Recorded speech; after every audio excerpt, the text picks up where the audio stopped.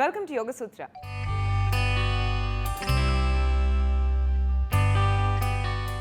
ఇవాళ యోగ సూత్రలో కృష్ణ గారు మనందరికీ ఏ ఆసనం పరిచయం చేయబోతున్నారో చూద్దాం.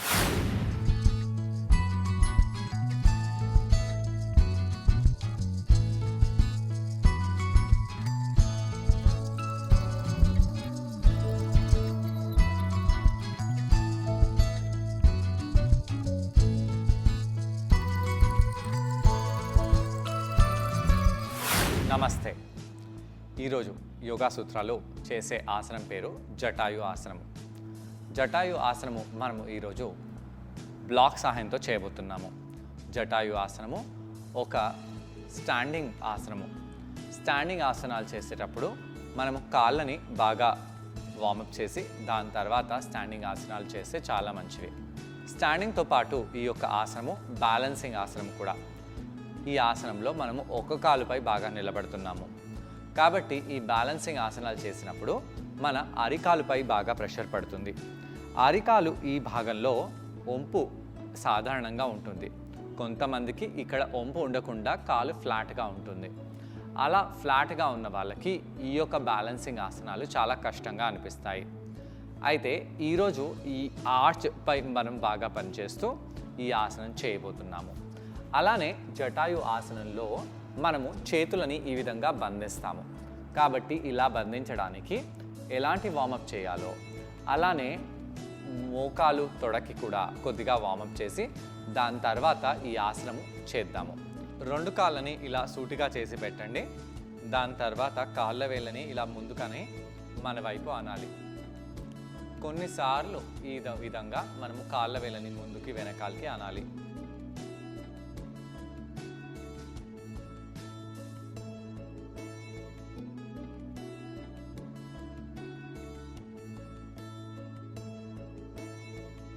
దాని తర్వాత కాళ్ళ వేళ్ళని ఈ విధంగా గుండ్రంగా తిప్పండి. అలానే రివర్స్ ఆర్డర్లో కూడా అదే విధంగా గుండ్రంగా కాళ్ళని తిప్పాలి. ఇప్పుడు కుడి కాళ్ళని ఫోల్డ్ చేసి ఈ విధంగా ఫోల్డ్ చేసి స్ట్రైట్గా చేస్తూ ఉండాలి.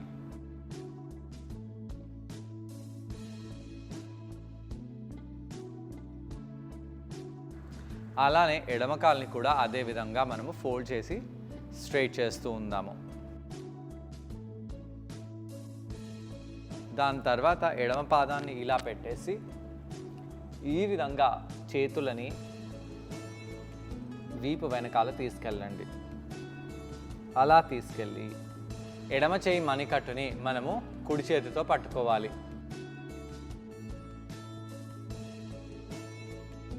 కుడి పాదాన్ని ఈ విధంగా ఎంగేజ్ చేయండి. ఇలా కొంత సమయం పాటు ఉండి మరిచి ఆసనాన్ని చేస్తూ నెమ్మదిగా ఈ యొక్క కుడి మోకాల్ని ఫోల్డ్ చేసి ఈ యొక్క కాలుని ఈ విధంగా ఎడమ వైపు తీసుకెళ్ళండి. మళ్ళీ కుడి కాలుని స్ట్రైట్ చేద్దాము. ఇక్కడ మాలాసనం లాగా కాలుని పెట్టి మనము చేతులని ఈ విధంగా బంధిస్తున్నాము. ఎలా అనిపిస్తుందో గమనించి రెండో వైపు అదే విధంగా చేద్దాము. ఇలా కాలుని వెనకాలకి తీసుకొచ్చి ఈ యొక్క కుడి పాదాన్ని కుడి వైపు చేయండి. కాళ్ళ వేలని బయటి వైపు చేసి నెమ్మదిగా మనము ఆ కుడి చేతిని వీపు వెనకాల తీసుకెళ్ళి కుడి చేయి మణికట్టుని ఎడమ చేతితో పట్టుకోవాలి.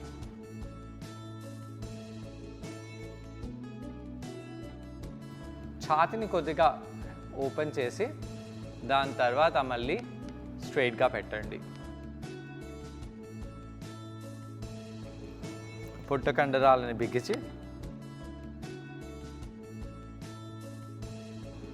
నెమ్మదిగా మీ మోకాల్ని ఫోల్డ్ చేసి మీ యొక్క కాలుని ఇంకొద్దిగా కుడివైపు తీసుకెళ్ళండి. దాని తర్వాత మళ్ళీ ఎడమ కాలుని సూటిగా చేద్దాము. ఇలా కొంత సమయం పాటు మనము ఉండి దాని తర్వాత మాలాసనంలో వెళ్ళాలి. మాలాసనంలో కాళ్ళ వేళ్ళని ఈ విధంగా దూరంగా చేసి పెట్టాలి. నమస్కారంలో చేతులని పెట్టేసి ఇలా తొడలని దూరంగా చేద్దాము. దీంతో తొడ ప్రాంతాలలో ఎలా అనిపిస్తుందో గమనిస్తూ పొట్ట కండరాలని బిగిసి పెట్టండి.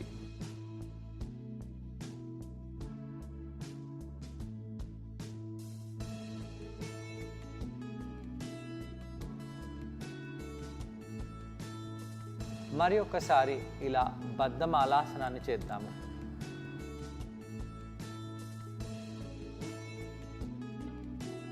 అదేవిధంగా రెండో వైపు కూడా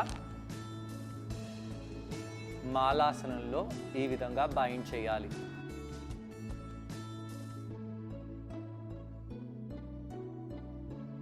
దాని తర్వాత మనము చేతులని వదిలేసి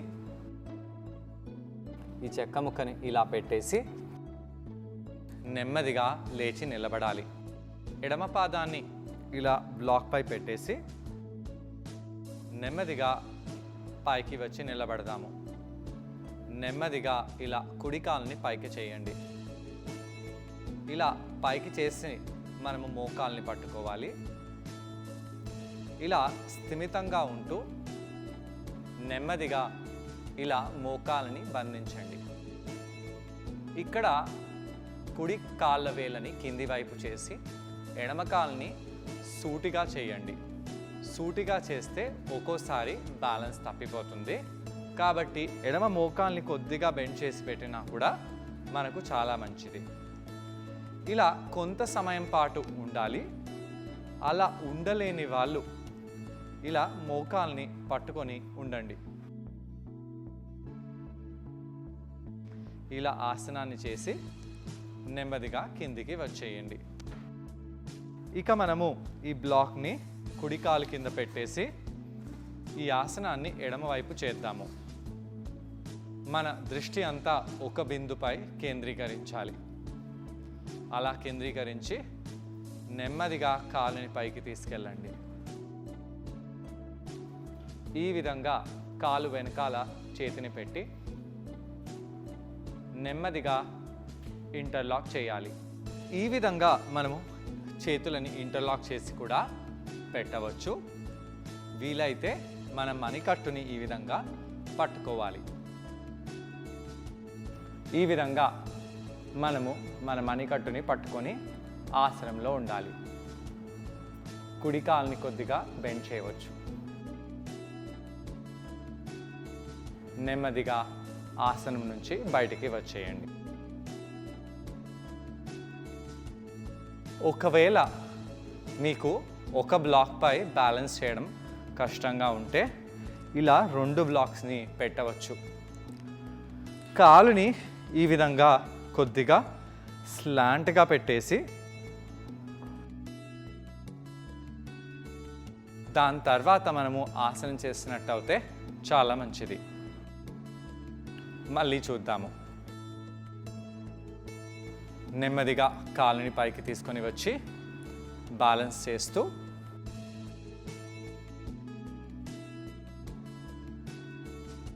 ఈ విధంగా మనము కాలుని బంధించాలి. ఎడమ మోకాల్ని కొద్దిగా బెండ్ చేసి పెట్టండి. దృష్టిని ఒక బిందుపై పెట్టి ఇక్కడ కొంత సమయం పాటు ఉండాలి. నెమ్మదిగా వదిలేసి ఇదే ఆసనాన్ని రెండో వైపు కూడా అదే విధంగా చేద్దాము.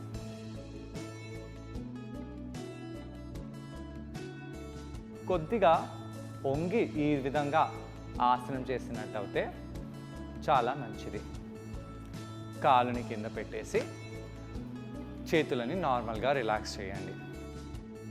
ఇలా ఈ ఆసనంలో ఎన్నో స్టేజెస్ ఉన్నాయి. మొదటి స్టేజ్లో కేవలం మోకాల్ని బయట నుంచి పట్టుకోవడము, రెండో స్టేజ్లో చేతులని మోకాలు చుట్టూ తిప్పడము, ఈ విధంగా ఎన్నో స్టేజెస్లో ఈ జటాయు ఆసనాన్ని చేయవచ్చు. ఆ యొక్క స్టేజెస్ని మనము ముందు ఎపిసోడ్స్లో నేర్చుకుందాము. ఈ ఆసనాన్ని మనము బ్లాక్ ద్వారా చేసాము. ఈ విధంగా ఆసనం చేసిన తర్వాత నెమ్మదిగా మనము కూర్చోవచ్చు. ఇలా కూర్చొని మనము బద్ధకోణాసనంలో ఫార్వర్డ్గా బెండ్ అవ్వచ్చు.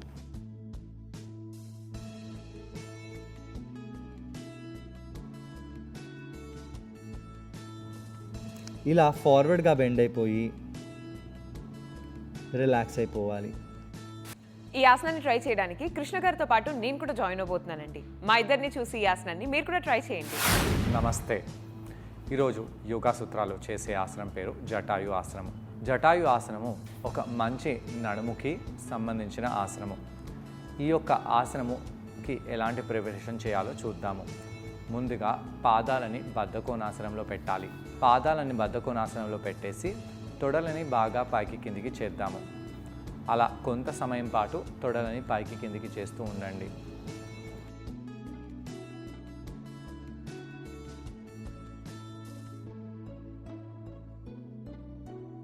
కొంత సమయం పాటు తొడలని బాగా పైకి కిందికి చేసి దాని తర్వాత మనము రిలాక్స్ అయిపోవాలి. కుడి పాదాన్ని ఈ విధంగా పెట్టేసి కుడి చేతిని ఈ విధంగా మోకాలు వెనకాల తీసుకెళ్తూ కనీసం చేతులని ఇంటర్లాక్ చేయడానికి ప్రయత్నించండి. వీలవుతే మీ కుడి చేయి మణికట్టుని ఎడమ చేతితో పట్టుకోవాలి. దీన్ని ఏమంటాము? మరిచి ఆసనం అంటాము. శ్వాస తీసుకుంటూ శ్వాసని వదిలేస్తూ కొంత సమయం పాటు ఇక్కడ ఉండండి.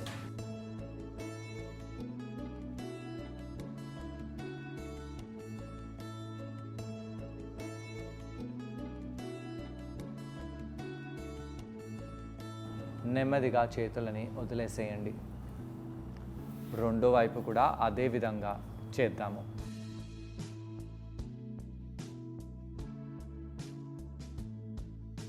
కుడి చేతిని వీపు వెనకాల, ఎడమ చేతిని కాలు వెనకాల తీసుకెళ్ళి ఇంటర్లాక్ చేయడానికి ప్రయత్నించాలి. ఇక్కడ కొద్దిగా ముందుకు బెండ్ అవుతాము.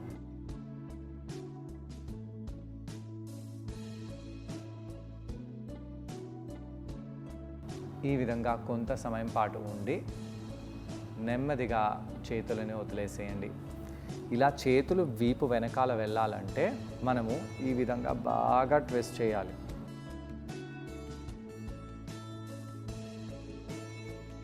రెండో వైపు కూడా అదే విధంగా ట్విస్ట్ చేద్దాము. కుడివైపు ఎడమవైపు, కుడివైపు ఎడమవైపు రెండు సైడ్స్లో బాగా ట్విస్ట్ చేయండి. అలానే చేతులని ఈ విధంగా జోడించి వెనకాలకి ముందుకి, వెనకాలకి ముందుకి అనాలి. అలా చేతులని వెనకాలకి ముందుకి అనడంతో చేతులు ఛాతీ భాగంలో ఉండే కండరాలు బాగా ఓపెన్ అయిపోతాయి.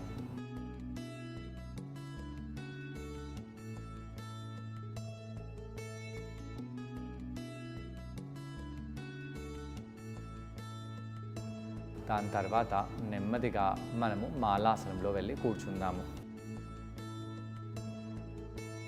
కాళ్ళ వేలని ఇలా బయటి వైపు చేసి పెట్టండి. నమస్కారాన్ని జోడించి ఆ తొడలని బాగా దూరంగా చేద్దాము. ఛాతిని విశాలంగా చేయండి.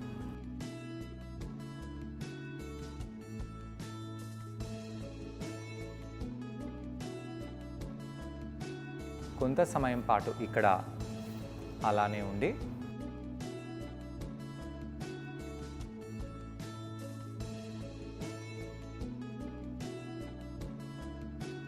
దాని తర్వాత కుడి కాలుని మనము చేతులతో చుట్టి వేసేయాలి.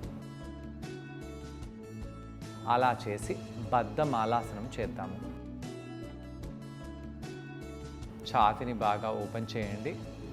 వీపుని నిటారుగా చేయడానికి ప్రయత్నించండి.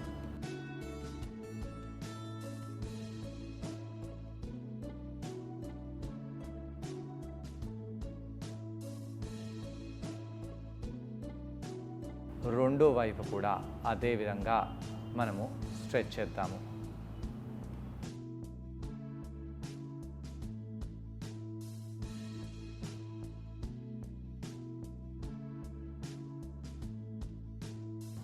ఈ విధంగా రెండో వైపు కూడా స్ట్రెచ్ చేసి ఈసారి మనము నెమ్మదిగా పైకి వచ్చి నిలబడాలి.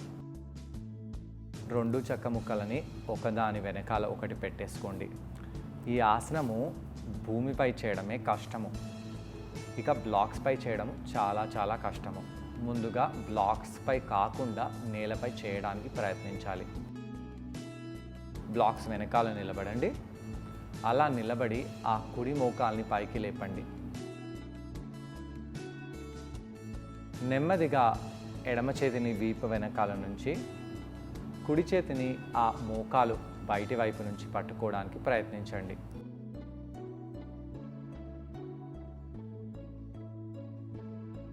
అలా పట్టుకోవడానికి ప్రయత్నిస్తూ వీపుని నిటారుగా చేయడానికి ప్రయత్నించాలి. ఇక్కడ వీపుని కంప్లీట్గా స్ట్రైట్గా చేయడము అసంభవము. చాలా ఫ్లెక్సిబుల్గా ఉన్న వాళ్ళకే అలా అవుతుంది. మీతో వీలైనంతగా చేయండి. కింద పడిపోకుండా దేన్నైనా సపోర్ట్గా దగ్గరగా ఉన్నట్టు అయితే చాలా మంచిది.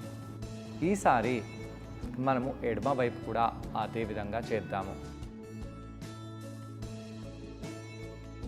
కొంత సమయం పాటు ఇలా కాలుని పట్టుకొని స్థిరత్వాన్ని పొందడానికి ప్రయత్నించండి. దాని తర్వాత కుడి చేతిని వీపు వెనకాల, ఎడమ చేతిని తొడ బయట నుంచి పట్టుకోవడానికి ప్రయత్నిస్తూ చేతులు ఇంటర్లాక్ చేయడానికి చూడండి.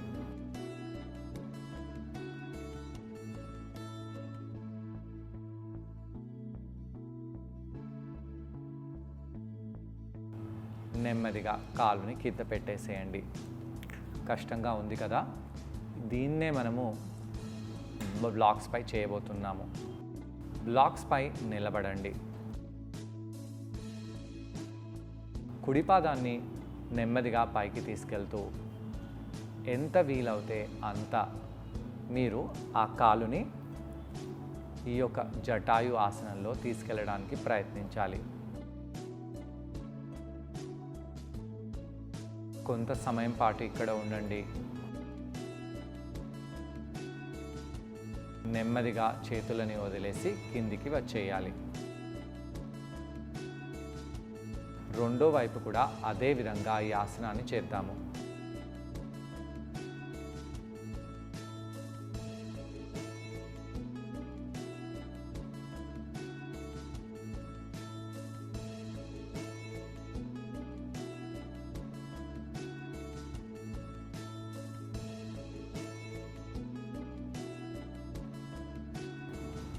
అలా ఆసనంలో ఉండి కిందికి వచ్చేసేయండి. చూసారు కదా, ఈ ఆసనం పేరు జటాయువాసనం. ఈ ఆసనం చేయడం వలన కాళ్ళ కండరాలకు చాలా మంచిది. మనకు ఫోకస్ అనేది బాగా పెరుగుతుంది. తొడ కండరాలకు కూడా చాలా మంచిది. స్పెషల్గా ఈ ఆసనం చిన్నపిల్లలకు చాలా మేలు చేస్తుంది. దీని తర్వాత మనము రిలాక్స్ అవ్వాలి. రిలాక్స్ అవ్వడానికి మనము కాళ్ళని కొద్దిగా దూరంగా చేద్దాము. అలా చేసి ఫార్వర్డ్గా బెండ్ అయిపోతాము. చేతులని కాళ్ళ వైపు కింద వాల్చండి. తలని ఇంకా బాగా కిందికి వాల్చండి. చేతులను ఇంకొద్దిగా వెనకాలకి చేసి ఇలా ప్రసారిత పాదోత్తనాసనంలో మనము రిలాక్స్ అవుతాము.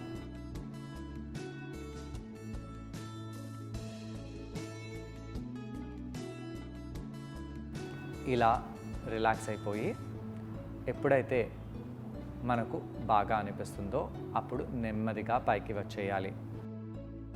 వర్టిగో ప్రాబ్లం ఉన్న వాళ్ళు ఈ ఆసనం చేయకూడదు. అలానే ఈ ఆసనం చేసేటప్పుడు ఒక బిందుపై మన ధ్యానాన్ని కేంద్రీకరించి ఈ ఆసనాన్ని చేయాలి. ఈ ఆసనంలో నడుముకి బాగా ప్రిపరేషన్ అవసరము. అలా ఉండి మీరు ఆసనం చేయవచ్చు.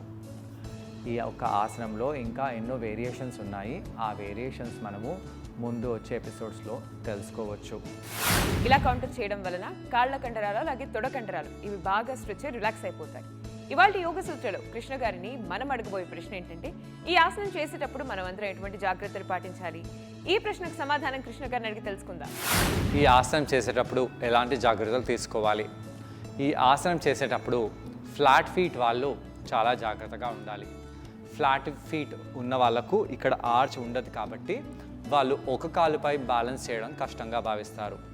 అయితే ఈ ఆసనంలో కేవలం ఒక కాలుపై బ్యాలెన్స్ చేయడం కాదు, చేతులను ఈ విధంగా బంధిస్తున్నాము. కాబట్టి ఇంకా మీకు బ్యాలెన్స్ తప్పే ఛాన్స్ ఎక్కువగా ఉంది.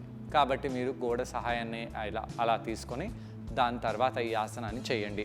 అలానే ఈ ఆసనం చేసేటప్పుడు దృష్టిపై మనము ధ్యానాన్ని కేంద్రీకరించాలి.